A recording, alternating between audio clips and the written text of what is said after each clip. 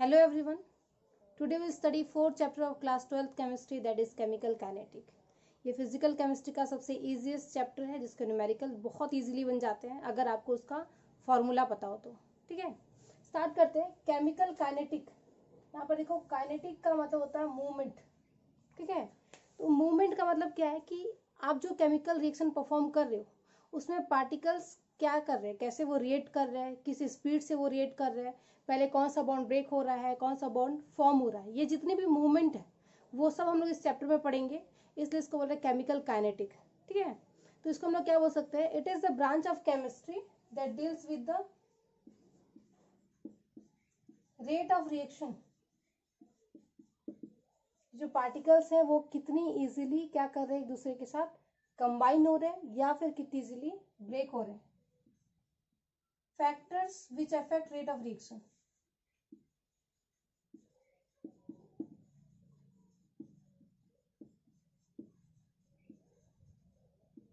And third, mechanism of reaction.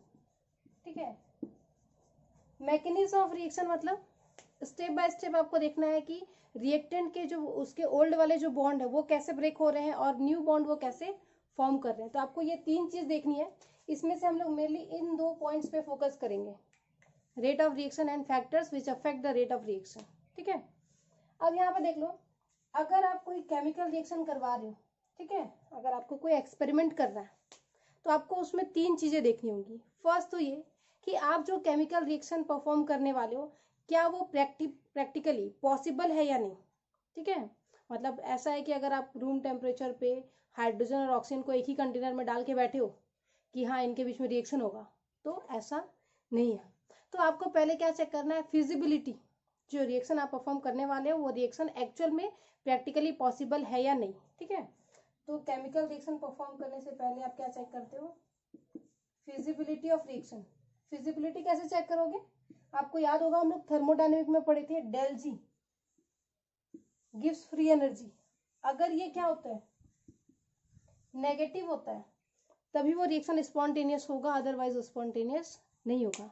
तो आप यहाँ पर क्या चेक करते हो, फिजिबिलिटी चेक करते हो। तो सेकंड आपको ये देखना है कि अगर वो रिएक्शन हो रहा है, ठीक है, तो वो कितनी देर तक चलेगा। ठीक है, इक्विलिब्रियम में हम लोग एक चीज पढ़े थे कि जो रिएक्शंस होते हैं वो एक पर्टिकुलर पॉइंट के बाद इक्विलिब्रियम की कंडीशन अटेन कर लेते हैं। ठीक है, अब उसमें क्या हो सकता है, या फिर यहाँ पर ये पॉसिबिलिटी है कि रिएक्शन के स्टार्टिंग से इक्विलिब्रियम अटेन हो जाएगा, या रिएक्शन के मिडिल में इक्विलिब्रियम अटेन होगा, या रिएक्शन के लास्ट में इक्विलिब्रियम अटेन होगा। ठीक है, रिएक्शन कहाँ तक जाएगा वो डिपेंड करता है इक्विलिब्रियम पॉइंट पे, क्योंकि इक्विलिब्रियम के आगे और रिएक्शन कंप्लीट नहीं होता। तो अगर आपने रिएक्शन स्टार्ट किया है और स्टार्ट करते ही इक्विलिब्रियम आ गया, ठीक है, तो इसका मतलब क्या हुआ कि अब रिएक्शन और आगे प्रोसीड नहीं करेगा। तो सेकेंड आपको ये चेक करना है, up to what extent the reaction will proceed. ठीक है, वो रिएक्शन जो है वो किस हद तक जाएगा। अगर स्टार्टिंग में ही रिएक्शन रुक गया तो फिर आपका बहुत नुकसान है, क्योंकि आपको सिर्फ रिएक्टेंट ही बचेगा, वहां पे प्रोडक्ट फॉर्म नहीं होगा। तो उसके लिए आप क्या चेक करोगे, आप चेक करोगे एक्सटेंट। और एक्सटेंट कैसे चेक करते हैं, ये आपको इक्विलिब्रियम चैप्टर से याद होगा कि if Kc is greater than 10⁻3, इसका मतलब क्या है, equilibrium will be attain at the completion of the reaction. Reaction जो है वो लास्ट तक जाएगा, है ना। अब यहाँ पर ये दो इंफॉर्मेशन है आपके पास कि रिएक्शन पॉसिबल है, सेकंड ये रिएक्शन लास्ट तक जाए। एग्जाम्पल आपको पता है कि जो कोल है वो डायमंड में कन्वर्ट होता है under high temperature and pressure. ठीक है, अब अगर आप एक कोल का कोई भी टुकड़ा ले लो और उसको लेके बैठो कि हाँ अब ये डायमंड में कन्वर्ट होगा, लेकिन उसके लिए क्या बहुत ज़्यादा टाइम चाहिए। ठीक है, इतना ज़्यादा टाइम चाहिए, मतलब वो जो रिएक्शन है वो प्रैक्टिकली इतना स्लो है कि आपको उसको ऑब्जर्व करने के लिए सालों लग जाएंगे। ठीक है, तो ऐसा रिएक्शन करवाने का क्या मतलब जिसमें आपको सालों लग रहे हैं, है ना। तो आपको ये भी चेक करना पड़ेगा कि जो रिएक्शन आप परफॉर्म करने वाले हो उसका रेट क्या होगा, स्पीड क्या होगी रिएक्शन की। ठीक है, तो अगर आपको स्पीड पता है कि हाँ इतने दिन में हो जाएगा तो फिर उसको करने का मतलब है। ठीक है, और पता चला है कि आपने रिएक्शन स्टार्ट कर दिया और वो आपके मरने के बाद खत्म हो रहा है, कोई मतलब नहीं है। ठीक है, तो आप ये चेक करोगे कि रिएक्शन का स्पीड कैसा है, उसका एक्सटेंट कैसा है, वो प्रैक्टिकली पॉसिबल है या नहीं, ये सारी चीज़ें देखनी है। तो ये दो चीज हम ऑलरेडी देख चुके हैं क्लास 11th में। आपको सिर्फ एक ही चीज यहाँ पर देखनी है, वो है रेट ऑफ रिएक्शन। ठीक है, so according to rate of reaction we can classify reaction into 3 categories. First, reaction which occur at very fast rate. Second, which occur at very slow rate, and third, which occurs at moderate speed। ठीक है, तो first देखते हैं reaction which occur with fast rate, जहाँ पे reaction की speed बहुत ज़्यादा होती है। ठीक है, जैसे आपने क्लास 10th में ऑब्जर्व किया होगा कि अगर आप बैरियम क्लोराइड में सोडियम सल्फेट ऐड करते हो तो वहाँ पे आपको इंस्टेंटेनियसली क्या होता है, आपको व्हाइट कलर का प्रेसिपिटेट दिखता है। ठीक है, ऐसे आपने बहुत सारे रिएक्शन देखे होंगे जिसमें तुरंत क्या होता है, कलर चेंज होता है। ये सारे रिएक्शंस क्या होते हैं, आयनिक इक्वेशंस होते हैं। ठीक है, आयनिक इक्वेशन में कोई किसी भी प्रकार का कोई बॉन्ड ब्रेक नहीं होता, सिर्फ वहां पर क्या होते हैं, आयंस एक्सचेंज होते हैं। जैसे मैं एग्जांपल के लिए अगर लिखूं Na2SO4 plus BaCl2, it will give NaCl plus BaSO4। यहाँ पर देखो, जब आप इसको रिएक्शन करवाओगे तो ये ऑलरेडी सॉल्यूशन में, और आपको पता है सॉल्यूशन में ये आयंस के फॉर्म में होते हैं, मतलब ऑलरेडी जो आयंस है वो क्या है, फ्री है। तो जब ये कंबाइन होंगे तो इनको ज़्यादा टाइम नहीं लगेगा, क्योंकि यहाँ पर बॉन्ड का ब्रेकिंग नहीं हो रहा, सिर्फ आयंस क्या हो रहा है, एक्सचेंज हो रहा है। ये डबल डिस्प्लेसमेंट रिएक्शन है, यहाँ पर आयंस सिर्फ क्या हो रहा है, एक्सचेंज हो रहा है। तो जहाँ पर भी इस टाइप का आयनिक इक्वेशन इन्वॉल्व होता है वो रिएक्शन बहुत फास्ट होता है। ठीक है, क्योंकि वहां पे बॉन्ड की ब्रेकिंग नहीं होती। ठीक है, अब देखो इस टाइप के रिएक्शन इतने फास्ट होते हैं कि आप इसका रेट जो है वो मेजर नहीं कर सकते। ठीक है, क्योंकि आपने क्या किया, दो सॉल्यूशन किया, दोनों को मिक्स करती, वहां पे तुरंत कलर चेंज होता है। तो इस टाइप के रिएक्शंस का हम लोग रेट मेजरमेंट नहीं कर सकते। सेकेंड आते हैं विच occur at very slow rate. ठीक है, जिनकी स्पीड बहुत स्लो होती है। जैसे एग्जाम्पल के लिए आप ले लो रस्टिंग ऑफ आयरन।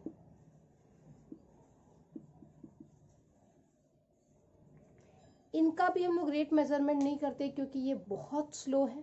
ठीक है, यहाँ पर 1-2 घंटे का नहीं, 4-5 दिन का टाइम लगता है या वीक का टाइम लगता है, इसलिए ये रिएक्शंस क्या है, बहुत स्लो है। थर्ड आते हैं आपका मॉडरेट रेट। ठीक है, इस चैप्टर में हम लोग थर्ड कैटेगरी वाले रिएक्शंस पढ़ेंगे जिनकी स्पीड क्या होती है, मीडियम होती है, जिसको आप इजीली मेजर कर सकते हो। ठीक है, जैसे आप ले लो एग्जाम्पल के लिए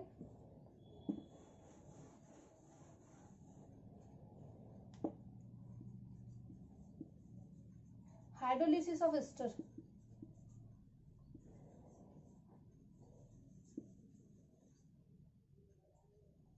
ये एक्सपेरिमेंट में आपने किया होगा क्लास 10th में। ठीक है, आप क्या कर रहे हो, एस्टर का हाइड्रोलिसिस कर रहे हो। क्या करना पड़ेगा, कोई एस्टर लेंगे,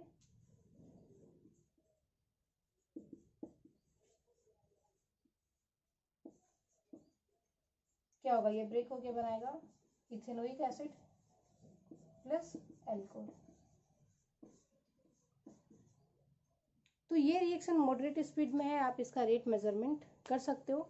तो इन तीनों में से हम लोग थर्ड कैटेगरी पढ़ने वाले हैं। ठीक है, जहाँ पे रेट ऑफ रिएक्शन क्या होता है, मॉडरेट स्पीड होता है, मीडियम स्पीड में होता है।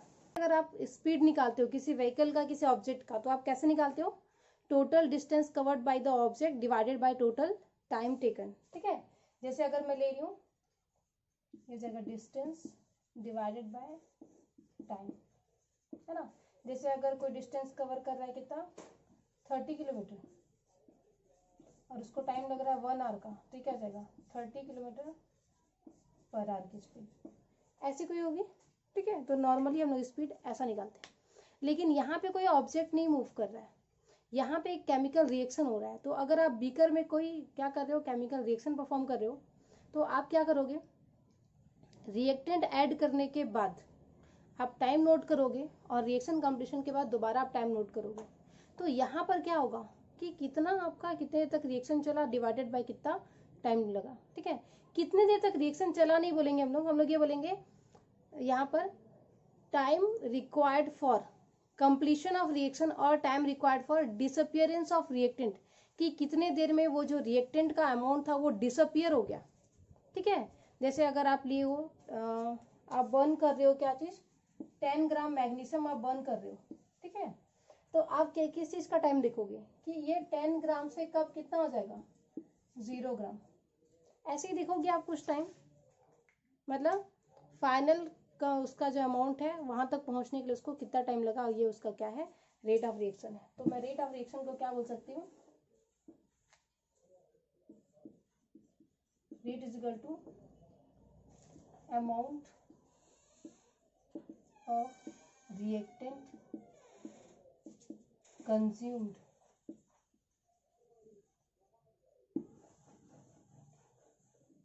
डिवाइडेड बाय टाइम, ऐसे ही कुछ होगा। इसको आप क्या बोल सकते हो, rate of disappearance of reactant. या आप एक और चीज बोल सकते थे कि उस पर्टिकुलर ड्यूरेशन पे प्रोडक्ट कितना फॉर्म हुआ, ठीक है। मतलब आप rate of disappearance of reactant की जगह आप इसको बोल सकते थे रेट ऑफ फॉर्मेशन और rate of appearance of product, कि उतने देर में प्रोडक्ट कितना अपीयर हुआ। तो आप इसको रिएक्टेंट के फॉर्म में भी बता सकते हो कि रिएक्टेंट कितना कंज्यूम हो रहा है, या फिर प्रोडक्ट के फॉर्म में बता सकते हो कि कितना और एक्स्ट्रा प्रोडक्ट फॉर्म हो रहा है। तो यहाँ पर इसकी जगह आप क्या लिख सकते हो, अमाउंट ऑफ प्रोडक्ट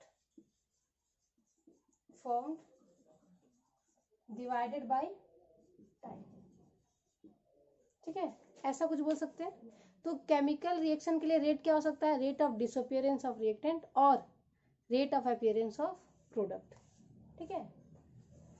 अब सपोज कोई केमिकल रिएक्शन का एग्जांपल ले लो, एक रिएक्शन हम लोग लिए R2P, ठीक है, ये R से किस में कन्वर्ट हो रहा है, प्रोडक्ट में कन्वर्ट हो रहा है। अब इसमें देखो suppose initial concentration of reactant is R1। अच्छा, यहाँ पे ये जो लिखा हुआ है ब्रैकेट R, ये हमने इसके पहले वाले चैप्टर में पढ़ लिया, जहाँ पे ब्रैकेट लिखा हुआ है इसका मतलब ये क्या बता रहा है, मोलर कॉन्सेंट्रेशन, मोलैरिटी बता रहा है। तो सपोज इसकी मोलैरिटी कितनी थी R1, initial concentration of product ये ले लो P1, सिमिलरली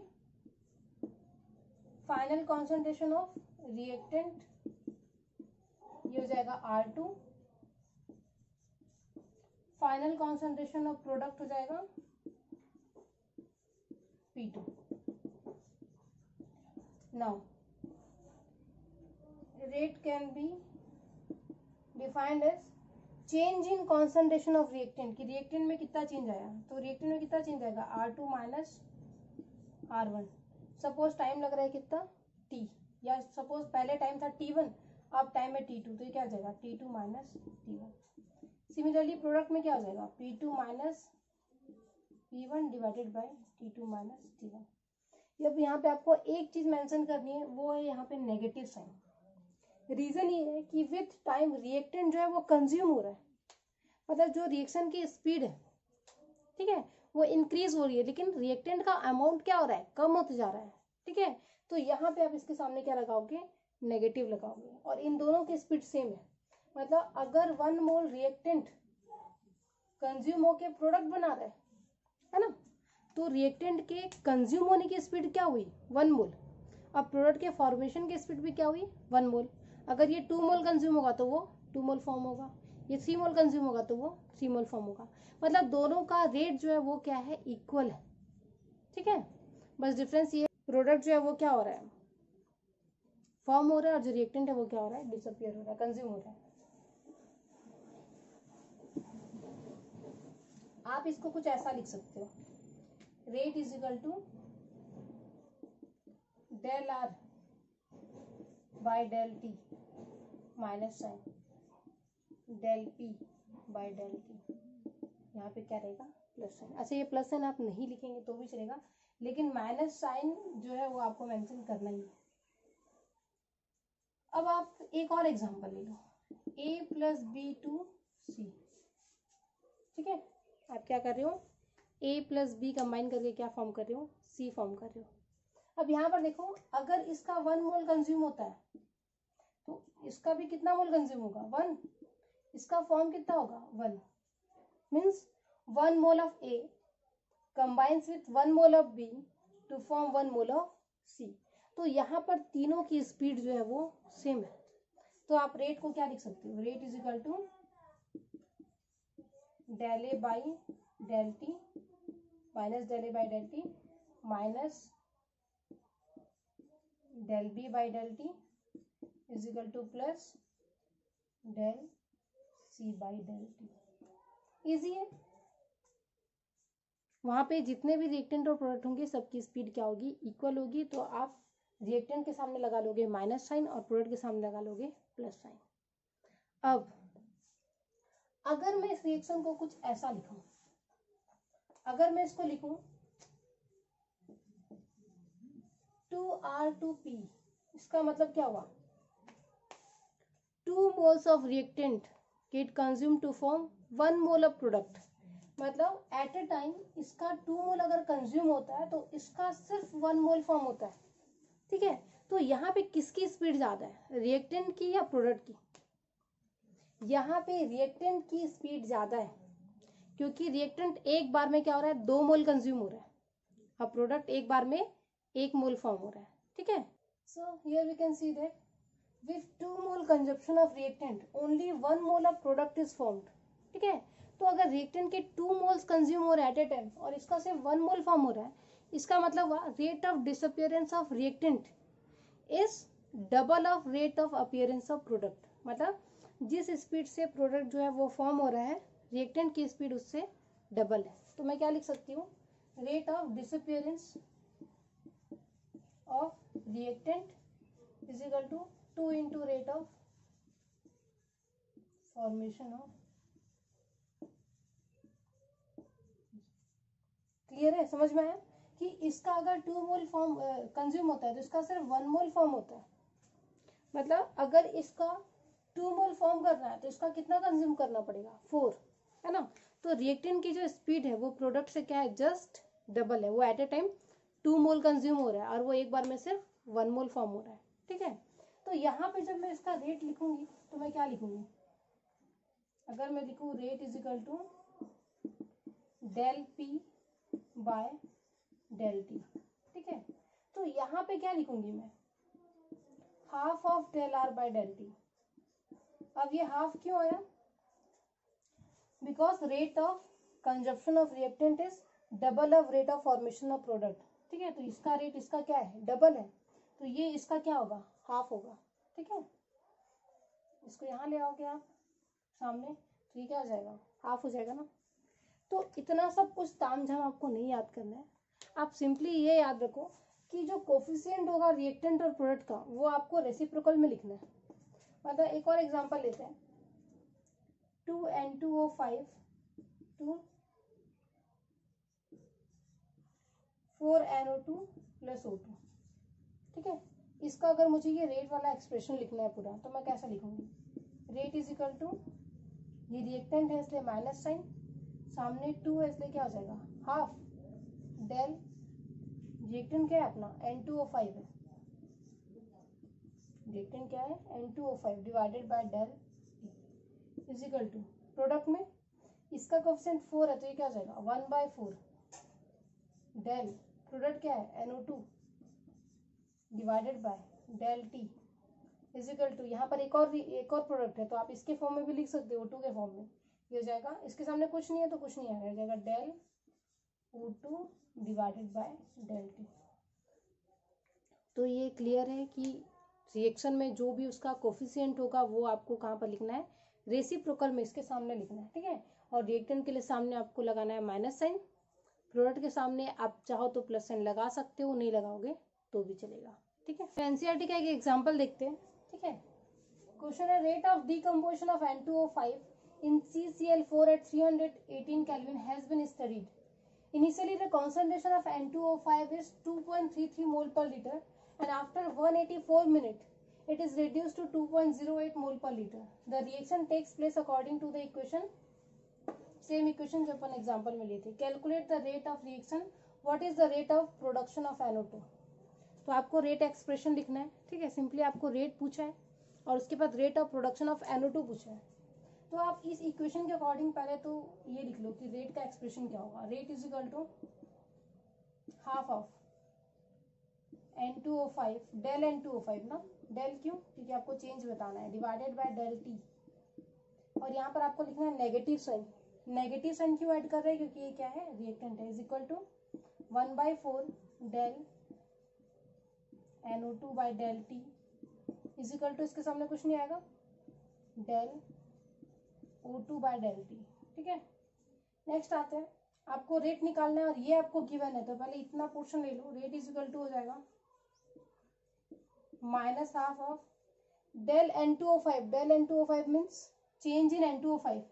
तो initial concentration of N2O5 was 2.33 and final was 2.08। तो हम लोग क्या कर सकते हैं, 2.08 माइनस 2.33। अब यहाँ पे ये मत करना कि जो छोटा है वो आप क्या कर लो बाद में ले लो, बड़ा जो है पहले ले लो। उस चीज़ के लिए हम लोग सामने नेगेटिव साइन लिखे हैं। तो आपको हमेशा फाइनल माइनस इनिशियल ही करना है, चाहे किसी की भी वैल्यू बड़ी हो। क्लियर है। तो जाएगा final minus initial divided by time कितना लग रहा है, 184 मिनट।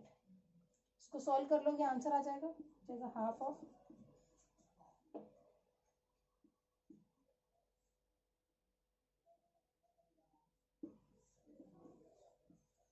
ठीक है। इसका आंसर नेगेटिव में आता है लेकिन सामने माइनस साइन, इसलिए हमने उसको कैंसिल कर दिया।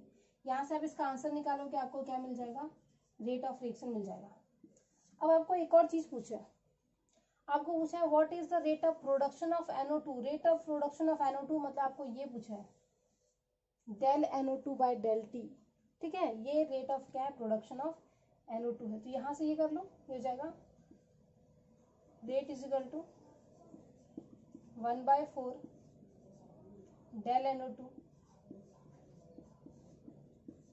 बाय डेल T और del NO2 by del T is equal to, ये 4 यहाँ ले आओ, ये जाएगा 4 इंटू रेट। रेट आप यहाँ से निकाल लोगे, हो जाएगा 4 इंटू 0.25 डिवाइडेड बाय 2 इंटू 184, ठीक है। अब इनका यूनिट क्या होगा, इसका यूनिट होगा रेट का। रेट का देखो ऊपर लिखते हो आप कॉन्सेंट्रेशन डिवाइडेड बाय टाइम। तो कॉन्सेंट्रेशन का यूनिट क्या था, मोल पर लीटर, और टाइम का यूनिट क्या है, इसमें मिनट है, मोल पर लीटर पर मिनट, ठीक है। ये तो क्या, ये क्या हो जाएगा, ये भी रेट ही बता रहा है, तो इसका भी क्या हो जाएगा, मोल पर लीटर पर मिनट हो जाएगा। अगर ये सेकंड में होता तो मोल पर लीटर पर सेकंड करते हैं। हम लोग यहाँ पे इसको मिनट को सेकंड या आवर में कन्वर्ट नहीं किए। अगर क्वेश्चन में कन्वर्ट करने नहीं बोला है तो आप कन्वर्ट नहीं करोगे। अगर क्वेश्चन में बोला होता find the rate in terms of mole पर लीटर पर सेकेंड या इन टर्म्स ऑफ आवर, ऐसा कुछ बोलता, तो आप यहाँ पे मिनट को किस में करते, सेकेंड या फिर आवर में कन्वर्ट कर सकते थे। लेकिन नहीं बोला, इसलिए हम इतनी मेहनत क्यों करेंगे, ठीक है। सिंपल सी चीज़ है, आपको ये एक्सप्रेशन लिखना है। उसके बाद अगर ये दिया है तो आप रेट निकाल सकते हो। रेट निकल के आप क्या निकाल सकते हो, ये निकाल सकते हो, ठीक है। अब जनरली स्टूडेंट मिस्टेक क्या करते हैं, वो मिस्टेक ये करते हैं कि जब पूछा जाता है what is the rate of production of NO2, तो वो पूरे इसकी वैल्यू निकालते हैं। ये rate of production of NO2 नहीं बता रहा है, ये रेट बता रहा है, किसका, रिएक्शन का रेट बता रहा है। अगर सिर्फ NO2 का रेट पूछा जाएगा तो सिर्फ NO2 का रेट इतना है, ठीक है। तो आप रेट निकाल लोगे, उसके बाद क्या मिल जाएगा आपको, rate of production of NO2 मिल जाएगा। तो ये कर सकते हैं हम लोग। Average rate and instantaneous rate, ठीक है। एवरेज रेट क्या करता है, एक पर्टिकुलर पीरियड का पूरा रेट बताता है, मतलब ये एवरेज बताता है। और इंस्टेंटेनियस रेट क्या करता है, एक पर्टिकुलर मोमेंट का रेट बताता है। सपोज आप एक डिस्टेंस कवर कर रहे हो बाइक से 160 किलोमीटर का, और वो डिस्टेंस कवर करने के लिए आपको 4 आवर लग रहे हैं, ठीक है। तो यहाँ पे आपका जो एवरेज जो रेट होगा, मतलब आप यहाँ से वहां तक गए 160 किलोमीटर, आपने यहाँ का टाइम और वहां पहुंचने के बाद का टाइम देखा, और टाइम लगा आपको 4 घंटे, तो यहाँ पर आपकी स्पीड कितनी हो जाएगी, 40 किलोमीटर पर आवर, ठीक है। आप कौन सी स्पीड से जा रहे थे, 40 किलोमीटर पर आवर की स्पीड से जा रहे थे। लेकिन अब आप ये याद करो कि जब यहाँ से आप वहां तक गए, तो क्या आपका जो स्पीडोमीटर का वो था, कैलिब्रेशन था, क्या यहाँ से लेकर वहां तक 40 किलोमीटर पर आवर का ही था, भाई कहीं पे ब्रेकर आया होगा, आप स्लो हुए होगे, कहीं पे रोड बहुत अच्छी होगी, आप फिर से फास्ट हुए होगे, तो जो आपकी स्पीड जो थी वो हर एक मोमेंट पे क्या हो रही थी, चेंज हो रही थी, लेकिन पूरे ड्यूरेशन का अगर रेट हम लोग देखें तो आपका एवरेज रेट कितना होगा 40 किलोमीटर पर आवर का। लेकिन एक एक पर्टिकुलर मोमेंट पे आप सिचुएशन के अकॉर्डिंग स्पीड को क्या कर रहे थे, चेंज कर रहे थे। तो उस मोमेंट पे जो स्पीड होगा उसको हम बोलेंगे इंस्टेंटेनियस रेट, ठीक है। और पूरे ड्यूरेशन का अगर आप स्पीड देखोगे तो वो क्या होगा, एवरेज रेट। सेम वैसा ही केमिकल रिएक्शन में ही होता है। जब आप केमिकल रिएक्शन का स्टार्टिंग से लेकर कंप्लीशन तक का मतलब पूरे ड्यूरेशन का रेट देखते हो तो वो उसका एवरेज रेट होता है। लेकिन अगर मैं किसी एक मोमेंट की बात करूं तो वो उसका क्या होगा, इंस्टेंटेनियस रेट होगा, ठीक है। एवरेज रेट जब आप लेते हो बहुत लंबा ड्यूरेशन होता है तो उसमें जो कॉन्सेंट्रेशन है वो बहुत क्या होगा, लार्ज अमाउंट से चेंज होगा। जैसे आप 1 घंटे बाद देखें, आप आधे घंटे बाद देख रहे हो तो ऑब्वियस सी बात है कि रिएक्टेंट का अमाउंट जो कंजप्शन होगा वो ज़्यादा होगा, इसलिए जो चेंज आएगा वो लार्ज चेंज होता है। लेकिन अगर मैं इंस्टेंटेनियस रेट देखूँ, एक मोमेंट पे, एक सेकंड पे अगर मैं रेट देख रही हूँ तो एक सेकंड में जो चेंज होगा वो बहुत कम होगा, ठीक है। तो एवरेज रेट क्या बताता है,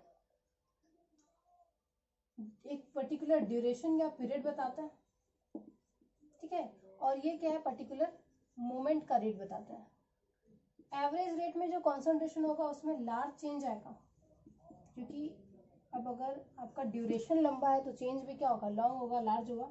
यहाँ पर क्या होगा, ड्यूरेशन बहुत स्मॉल होगा, बहुत ज़्यादा स्मॉल होगा, ठीक है। क्योंकि एक सेकेंड या हो सकता है एक सेकेंड से भी कम, एकदम फ्रैक्शन ऑफ सेकेंड आप ले रहे हो तो वहाँ पे जो चेंज होगा वो बहुत कम होगा।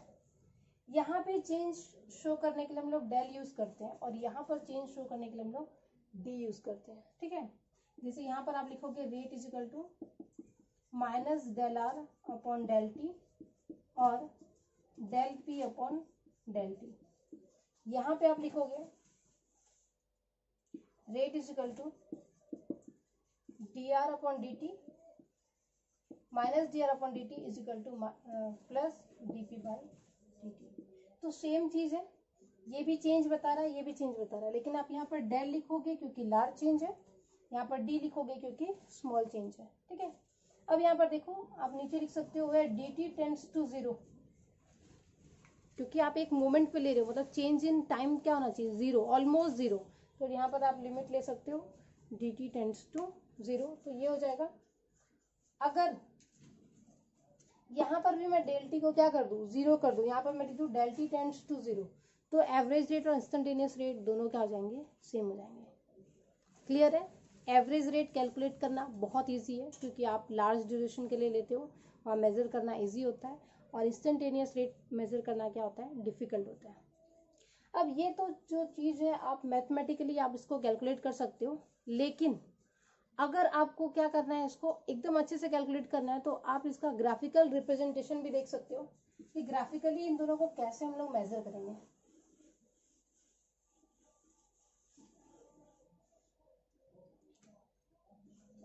सपोज एक रिएक्शन हम लोग लेते हैं R2P, इसका ग्राफ बनाते हैं।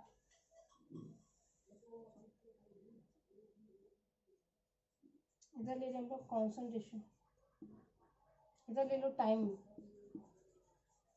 T, और इधर ले लो कॉन्सेंट्रेशन मीन्स मोलैरिटी, ठीक है। अब सपोज रिएक्टेंट का इनिशियल कॉन्सेंट्रेशन यहाँ पे है, ये क्या है, रिएक्टेंट का इनिशियल कॉन्सेंट्रेशन। अब जैसे जैसे आप क्या करोगे, आगे जाओगे, जैसे जैसे टाइम होगा इसका कॉन्सेंट्रेशन क्या होगा, ये होगा डिक्रीज, इसका कॉन्सेंट्रेशन क्या हो जाएगा, डिक्रीज होते जाएगा, ठीक है। यहाँ पे लाइन सीधी चलेगी, इसका मतलब आपको पता है इक्विलिब्रियम अटेन होने के बाद रिएक्शन और प्रोसीड नहीं होता है। तो ये हो गया ग्राफ किसका, कंजप्शन ऑफ रिएक्टेंट का। अब अगर मैं बोलूँ कोई भी टाइम ड्यूरेशन ले लो, इसको कर लो T2, इसको कर लो T1, आपको यहाँ से यहाँ तक का एवरेज रेट निकालना है, तो आप क्या करोगे, ये T2 टाइम पे कॉन्सेंट्रेशन को ले लो R2, T1 टाइम के लिए क्या ले लोगे R1, क्या हो जाएगा ये R2 minus R1 divided by T2 minus T1, ये मिल जाएगा आपको एवरेज रेट, ठीक है। इसको अपन कर लेते हैं R एवरेज, क्या हो जाएगा, minus of R2 minus R1 divided by T2 minus T1। अब अगर मेरे को क्या करना है, इसका मेरे को इंस्टेंटेनियस रेट निकालना है, ठीक है, किसी एक पॉइंट पे, इस पॉइंट पे मेरे को टी टाइम पे मेरे को इसका इंस्टेंटेनियस रेट निकालना है। अब तो मैं R2 R1 T2 T1 नहीं कर सकती क्योंकि अब हम लोग सिंगल टाइम लिए। तो अब हम लोग क्या करेंगे, यहाँ पे एक टेंजेंट ड्रॉ करेंगे और इस टेंजेंट का जो भी स्लोप होगा वो क्या बता रहा है, इंस्टेंटेनियस रेट बता रहा है। ठीक है, और यहाँ पर आप क्या लोगे, नेगेटिव साइन लोगे। क्यों, क्योंकि यहाँ पर कैसा, ये डिक्रीजिंग का स्लोप है। तो क्लियर है, एवरेज निकालना तो बहुत ईजी है। इंस्टेंटेनियस के लिए क्या करोगे, आप उस पर्टिकुलर पॉइंट पे एक टेंजेंट ड्रॉ करोगे, टेंजेंट का जो भी स्लोप आएगा वो आपका क्या है, इंस्टेंटेनियस रेट है। अब जैसे हम लोग रिएक्टेंट के लिए ग्राफ बनाया, आप सेम ग्राफ प्रोडक्ट के लिए बना सकते हो। ठीक है,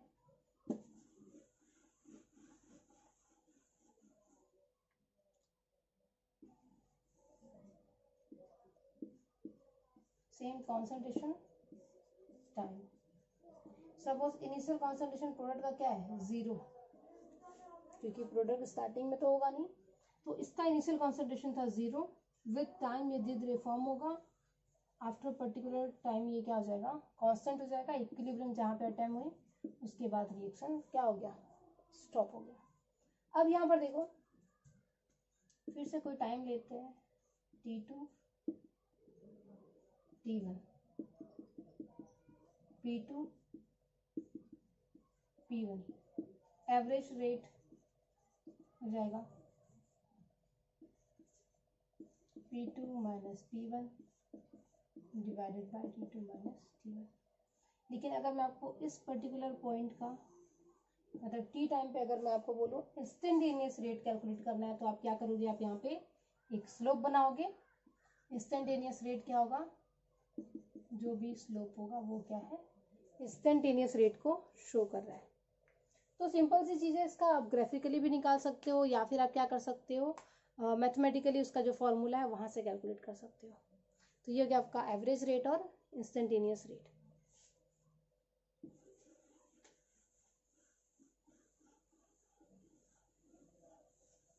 तो अभी तक हम लोग क्या पढ़े, हम लोग पढ़े रेट एक्सप्रेशन, कि अगर आपको इक्वेशन दिया है तो आप रेट कैसे कैलकुलेट करोगे। उसके लिए सिंपल है, आप क्या करोगे, rate of change of reactant या फिर rate of change of product के फॉर्म में लिख सकते हो। अगर रिएक्टेंट के लिए लिख रहे हो तो आपको सामने नेगेटिव साइन लगाना है, प्रोडक्ट के लिख रहे हो तो कुछ नहीं लगाना है। एक और चीज, अगर उनके कोफिशिएंट 1 नहीं है तो उनका कोफिशिएंट कहाँ पर आएगा, उनके रेसिप्रोकल में आएगा। जैसे अगर लिखा हुआ है H2 plus I2 to 2HI लिखा हुआ है, इसके लिए रेट कैसा लिखोगे, rate is equal to minus del H2 by del T। अच्छा, आप इसको D के टर्म में भी लिख सकते हो, अगर आपको इंस्टेंटेनियस रेट निकालना है तो DH2 by DT is equal to minus DI2 by DT is equal to half of DHI by DT। तो यहाँ पे हाफ लगा, बाकी जगह ये लगा, तो जो कोफिशिएंट होगा उसके अकॉर्डिंग आपको सामने रेसिप्रोकल लगाना है। ये हम लोग पढ़े। सेकेंड हम लोग पढ़े कि एवरेज रेट और इंस्टेंटेनियस रेट क्या होता है। एवरेज में आप सिंपली जो फॉर्मूला है उससे निकाल सकते हो और इंस्टेंटेनियस में आपको सिर्फ क्या करना है, स्लोप निकालना है। नेक्स्ट इस चैप्टर में हम लोग को पढ़ना है कि और कौन कौन से फैक्टर है जो रेट ऑफ रिएक्शंस को अफेक्ट करते हैं। ठीक है, factors affecting rate of reaction.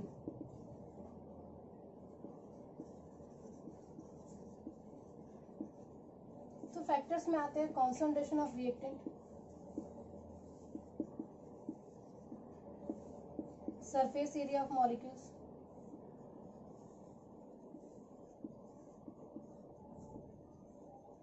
Temperature and effect of catalyst.